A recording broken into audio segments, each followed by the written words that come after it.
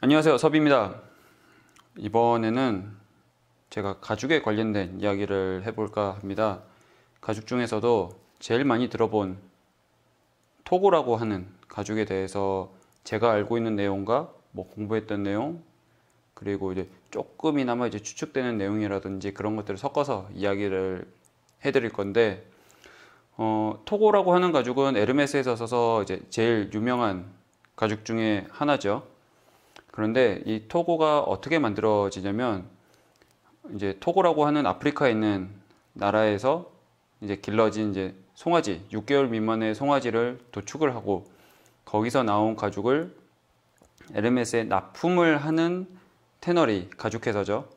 테너리에 납품이 되어서 거기서 뭔가 이제 가죽을 만들게 되는 거죠.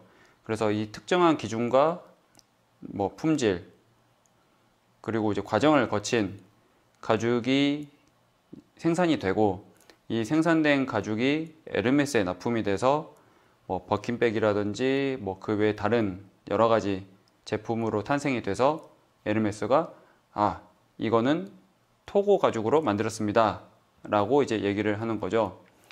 이제 아까 말씀드린 이제 테너리 중에서는 이제 독일의 바이나이머라고 하는 테너리가 있고, 그리고 독일의 페링거라고 하는 테너리가 있습니다. 그리고 그 외에도 분명 이제 프랑스 테너리라든지 이제 몇 군데가 더 있을 건데, 거기에 대해서는 이제 정확히 이제 어디가 납품하는지는 아무도 몰라요, 실은.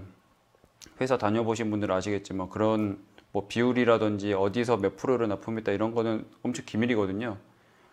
그래서 이제 제 추측에는 몇 군데가 더 있을 거다라고 생각은 하지만, 어찌됐든 이제 확실한 거는 독일의 그 두 테너리가 이제 메인으로 공급을 한다는 내용이죠.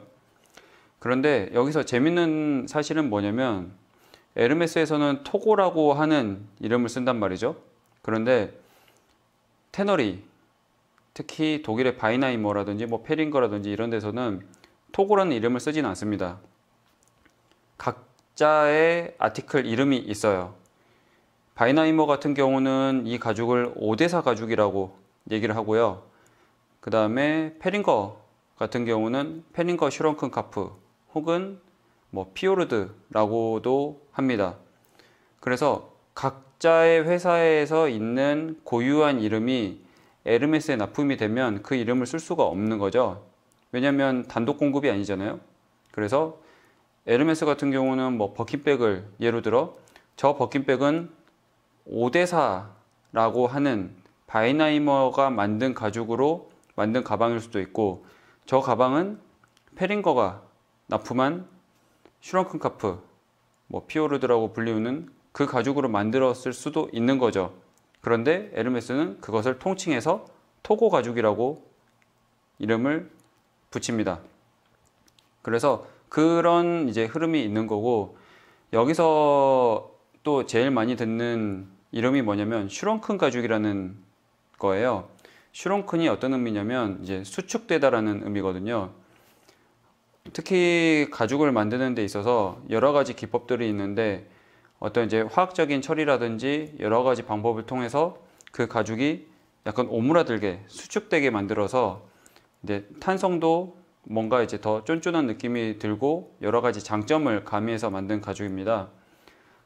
특히나 이 가죽 같은 경우는 인위적으로 프레스를 해서 만든 가죽이 아니기 때문에 그 가죽 본연의 몸이, 그레인이나 이제 그런 상처나 이런 것들이 살아있는 편이에요.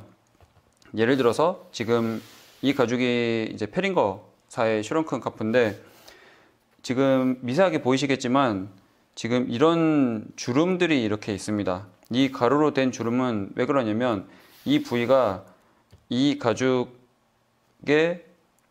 목 부분이에요. 목 부분이라서 목주름들이 있는 거고요. 이 주름들이 이쪽으로 오면 거의 없습니다. 그리고 제일 고른 편이에요. 이쪽이 어디냐면 이제 등 쪽이고, 저 아래쪽으로 가면 이제 엉덩이 쪽이죠. 그래서 등 쪽이랑 엉덩이 쪽은 모미가 제일 고르고 이제 주름이 없는 반면에, 목 쪽이라든지 혹은 이제 배 쪽 같은 경우는 배 쪽은 특히나 모미가 별로 안 이뻐요. 자, 이쪽 보시면 같은 가죽인데 이런 식으로 모미가 균일하지도 않고 흐물흐물하고 별로 좋지 않죠. 지금 제가 다른 색깔 가죽 이제 쓰고 남은 가죽이 있는데 여기도 마찬가지예요. 보면 이런 부분들이 있습니다. 이런 부분은 못 쓴다고 보시면 돼요. 그래서 이런 점이 특징인 가죽이고, 이런 고름 무늬를 이제 특징을 잡아서 프레스를 해서 찍은 가죽이 있습니다.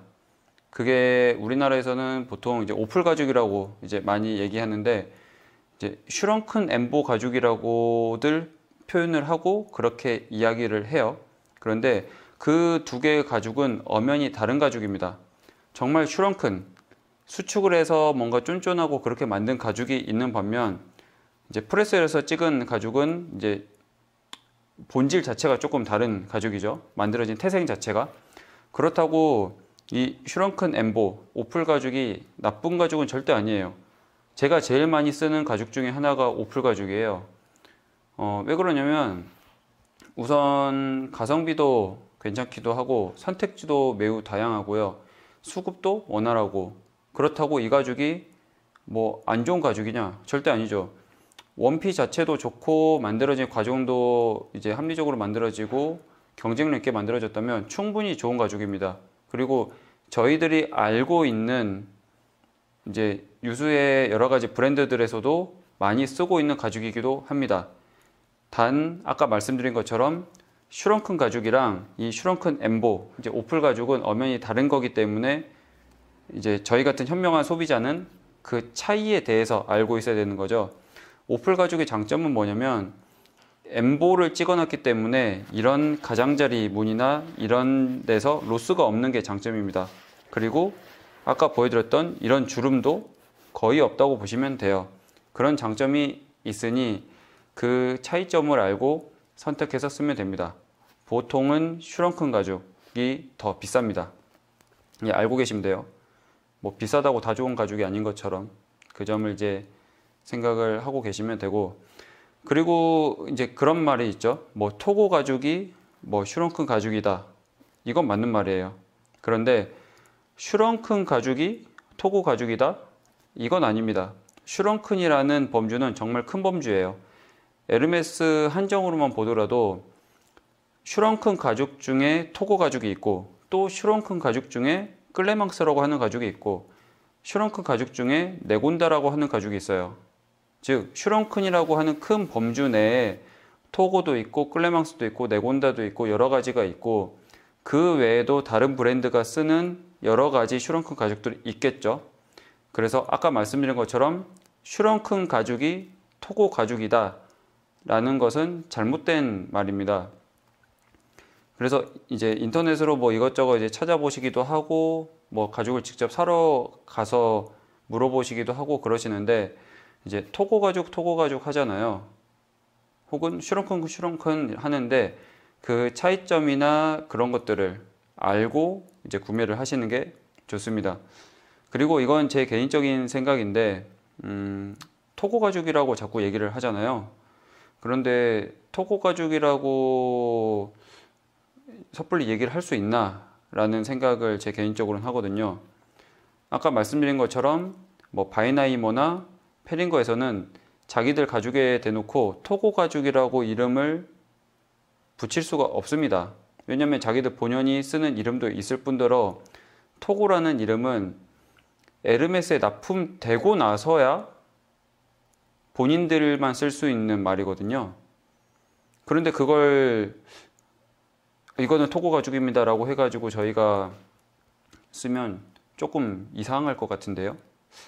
예, 이 영상을 보시는 분들도 똑같은 생각을 하시는지 모르겠지만, 물론 이제 그 의미는 알겠습니다. 토고와 같이 이런 이제 모미 정도라든지 이런 이제 쫀쫀함을 가지고 있다라는 의미로 통용이 될 수는 있겠죠. 하지만 이 가죽이 토고 가죽입니다 라고 하는 데 있어서 조금 조심해서 써야 되지 않나, 혹은 그 본질에 대해서 알고 써야 되지 않나 라는 개인적인 생각이고요.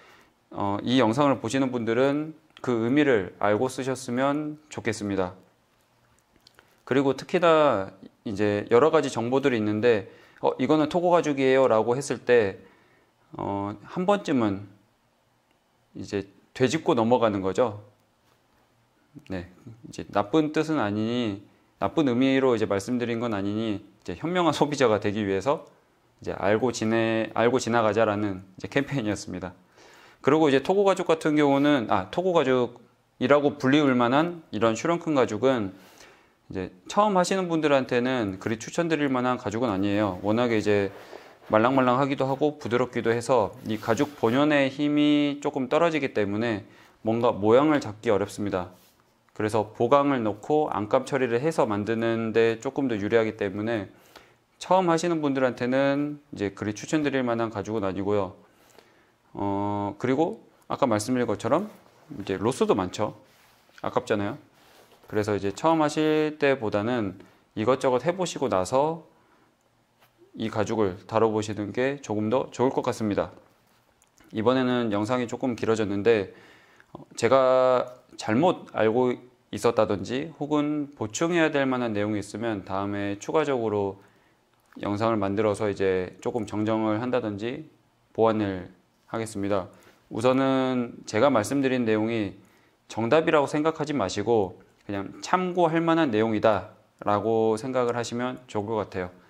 자, 다음에는 다른 영상으로 찾아오겠습니다. 감사합니다.